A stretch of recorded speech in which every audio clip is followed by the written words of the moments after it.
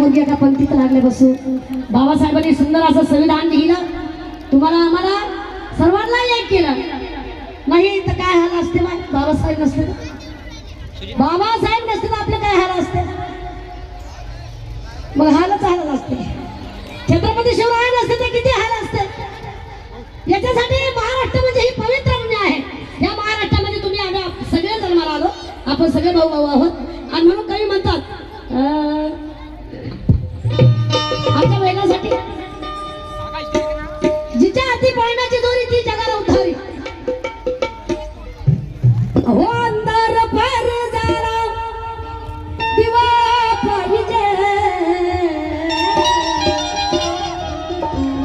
अंधार पार झाला हो दिवा पाहिजे. अरे या देश